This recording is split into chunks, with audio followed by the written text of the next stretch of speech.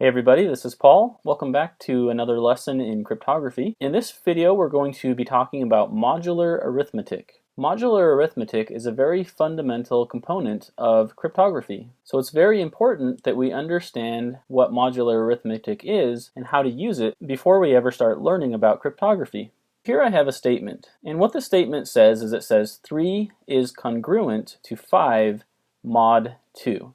So essentially what that's saying is in the world of mod 2, 3 and 5 are equivalently the same thing. So how exactly does that work? Well, let's look at this number line right here. We'll go ahead and place 3 on this number line. So there's a 3, and now we'll go ahead and place 5. And so now we have the numbers 3 and 5 on our number line. But 3 and 5 are two distinct numbers here. However, we're dealing with mod 2 in this case. So the 2 here in mod 2 tells us how many values we can have in mod 2. That means there's only 2 values in mod 2. So for every mod, the value starts at 0 and it ends at one number less than the mod. So one number less than 2 is 1. So for mod 2, the acceptable values are 0 and 1. If we were dealing with mod 3, we would have 3 values to work with, starting at 0, then 1, and going up to 2. 0, 1, and 2. 3 values in mod 3.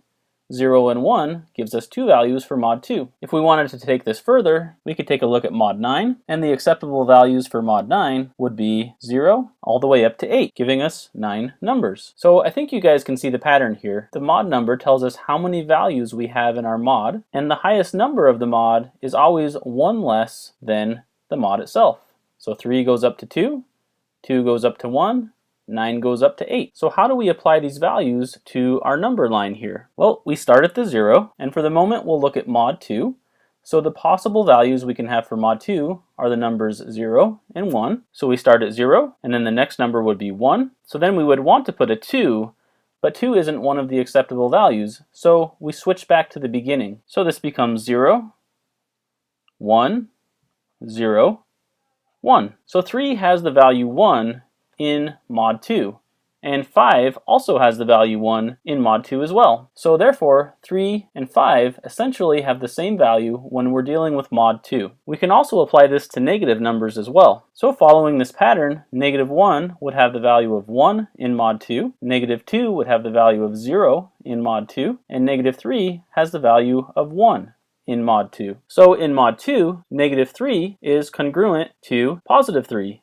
And negative 3 is congruent to 5 because both negative 3, 3, and 5 correspond to the number 1 when we're dealing in mod 2. Let's take a look at this with mod 3 now. So when we want to plot the numbers for mod 3, we're going to use the same approach that we used when we plotted the numbers for mod 2. So 0 always maps to 0, and then we start counting up in mod 3. So 1 is 1, 2 is 2, and then we would want to do 3 next, but when we're dealing with mod 3, our only possible values are 0, 1, and 2. So since we've already got to 2 here, we start over at 0 again. So 4 becomes 1, and 5 becomes 2. So we just create this pattern all the way across the number line. 0, 1, 2, 0, 1, 2, 0, 1, 2, and it just keeps repeating. So therefore, all of the integers on the real number line will map to 0, 1, or 2 when we're dealing with mod 3. We can also take this in the negative direction as well. So going backwards now, starting at the other end, 2, 1, 0. So negative 3 is congruent to 0 in mod 3, and positive 3 is congruent to 0 in mod 3. Notice how I went backwards here in the negative direction, but if we read this left to right again, we continue the same pattern. 0, 1, 2,